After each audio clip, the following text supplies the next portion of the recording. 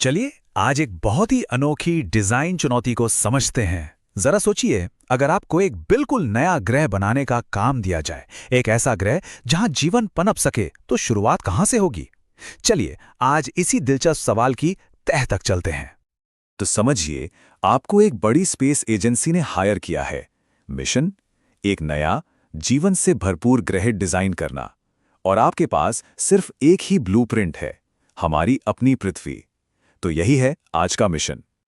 तो काम यह है कि हमें उन 6 जरूरी चीजों की नकल करनी है जो पृथ्वी को पृथ्वी बनाती हैं। और ये सिर्फ कोई चेकलिस्ट नहीं है, नहीं, ये एक बहुत ही जटिल सिस्टम है जिसमें सब कुछ एक दूसरे से जुड़ा हुआ है। हमें इसे समझना होगा और फिर से बनाना होगा। तो सबसे पहला और सबसे बड़ा सवाल, अगर हम चाहते हैं कि जीवन को एक चांस मिले, तो हमें अपने इस नए ग्रह को उसके सोलर सिस्टम में आखिर रखना कहाँ चाहिए?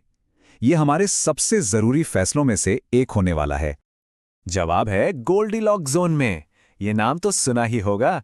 ये किसी भी तारे के आसपास का वो जस्ट राइट इलाका है जहां तापमान ना तो बहुत ज्यादा गर्म होता है और ना ही बहुत ज्यादा ठंडा, मतलब बिल्कुल परफेक्ट, ताकि पानी अपनी लिक्विड फॉर्म में यानी तरल अवस्था में रह सके। और ये लोकेशन कितनी जरूरी है, इसका अंदाजा आप यहां से लगा सकते हैं। अगर ग्रह अपने तारे के बहुत ज्यादा पास हुआ, वीनस की तरह, तो सूरज की गर्मी से सारा पानी उबलकर भाप बन जाएगा और ग्रह एक धधकती हुई भट्टी बन जाएगा। और अगर बहुत दूर हुआ, मंगल की तरह, तो सारा का सारा पानी जमकर बर्फ बन जाएगा। नतीजा, एक ठंडा वीरान रेगिस्तान। ठीक है, तो हमने ग्रह के लिए सही जगह ढूंढ ली है, जहां तापमान भी एकदम सही है। अब हमें अपने डिजाइन के अगले स्टेप पर फोकस करना होगा। सवाल यह है कि पानी का ये जो लिक्विड स्टेट है, मतलब ये तरल अवस्था, ये जीवन के लिए आखिर इतनी जरूरी क्यों है? वो चीज है लिक्विड वाटर, यानी तरल पानी। ये एक ऐसी चीज है जिस पर कोई समझौता हो ही नहीं सकता। हम आज तक जैसा भी जीवन जानते हैं, उसके लिए ये सबसे सबसे जरूरी चीज है। तो हमारे पूरे डिजाइन का मकसद ही यही होना चाहिए कि ये बना रहे। पर क्यों? ऐसा क्या खास है इसमें? देखिए, तरल पानी 2 बहुत बड़े काम करता है। एक तो ये एक यूनिवर्सल सॉल्वेंट है, मतलब ये पोषक तत्वों को अपने अंदर घोलकर शरीर में जहां जरूरत हो वहां तक ले जाता है। और दूसरा, ये वो मीडियम है जिसमें जीवन की सारी केमिकल रिएक्शंस होती हैं, और इन रिएक्शंस के बिना लाइफ मुमकिन ही नहीं है। ऑल राइट, तो अब हमारे पास एक परफेक्ट लोकेशन है और ढेर सारा पानी भी। लेकिन ये सब कुछ बेकार हो जाएगा अगर हम इसे स्पेस के खतरों से बचा ही नहीं पाए। तो हमारी अगली चुनौती है अपने ग्रह के लिए एक सुरक्षा कवच, एक शील्ड तैयार करना। तो ये फोर्स फील्ड आखिर बनती कैसे है? इसकी कहानी ग्रह के एकदम सेंटर से शुरू होती है। वहां एक पिघला हुआ, घूमता हुआ कोर है जो एक बहुत बड़े डायनामो की तरह काम करता है, और इसी की वजह से एक जबरदस्त मैग्नेटिक फील्ड, एक चुंबकीय क्षेत्र बनता है। यही फील्ड, जिसे हम मैग्नेटोस्फीयर कहते हैं, सूरज से आने वाली खतरनाक सोलर विंड्स को डिफ्लेक्ट कर देती है और हमारे कीमती वायुमंडल और पानी को स्पेस में खोने से बचाती है। तो मैग्नेटोस्फीयर ने वायुमंडल को तो बचा लिया। अब जरा खुद वायुमंडल की बात करते हैं। ये सिर्फ गैसों की एक परत नहीं है, नहीं, ये एक एक्टिव सिस्टम है जो एक से ज्यादा काम करता है और हमारे डिजाइन के लिए बहुत जरूरी है। इसके 2 सबसे बड़े काम हैं। पहला, ये एक शील्ड की तरह सतह को स्पेस से आने वाली खतरनाक रेडिएशन और कॉस्मिक किरणों से बचाता है।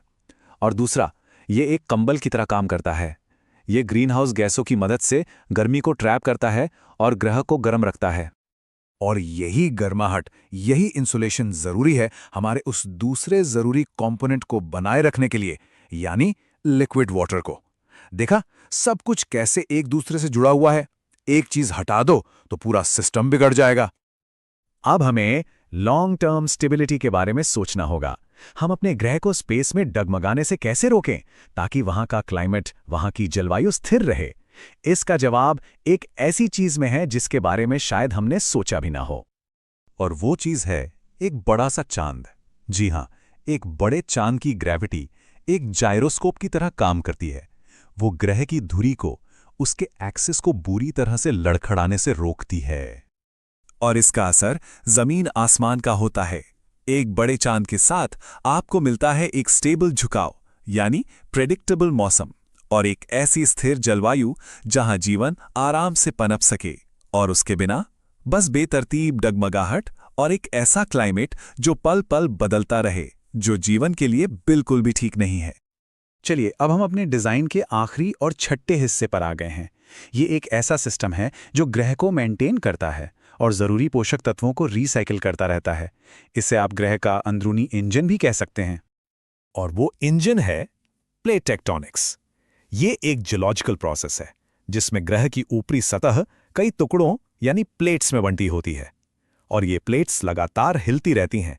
और सबसे जरूरी बात यह है कि इसी हलचल से क्रस्ट और मेंटल के बीच जरूरी एलिमेंट्स रिसाइकल होते रहते हैं। तो इसका फायदा क्या है? फायदा यह है कि यह सिस्टम कार्बन जैसे जरूरी एलिमेंट्स को रिसाइकिल करके लाखों करोड़ों सालों तक ग्रह के क्लाइमेट को रेगुलेट करने में मदद करता है। इससे एक और लेवल की लॉन्ग टर्म स्टेबिलिटी मिलती है। और इसी के साथ हमारा प्लैनेटरी ब्लूप्रिंट तैयार है। हमने उन 6 के 6 जरूरी कंपोनेंट्स को डिजाइन कर लिया है जो एक रहने लायक दुनिया बनाने के लिए चाहिए। लेकिन यहाँ ये समझना बहुत ज़रूरी है कि इनमें से कोई एक चीज़ अकेले काम नहीं करती। ये 6 की 6 चीज़ें मिलकर एक जटिल जाल बनाती हैं जो जीवन को मुमकिन बनाता है। सही जगह, तरल पानी, मैग्नेटिक शील्ड, एक मल्टीपर्पज़ वायुमंडल, एक स्टेबलाइजर चांद और एक रिसाइकलिंग सिस्टम, ये सब एक साथ मिलकर काम करते हैं। और ये सब हमें एक आखिरी और शायद सबसे बड़े सवाल पर लाकर छोड़ देता है। आखिर ये परफेक्ट कॉस्मिक डिज़ाइन सच में कितना रेयर है, कितना दुर्लभ है? ये एक ऐसा सवाल है जो हमें मजबूर करता है कि हम इस विशाल ब्रह्मांड में अपनी जगह के बारे में और गहराई से सोचें।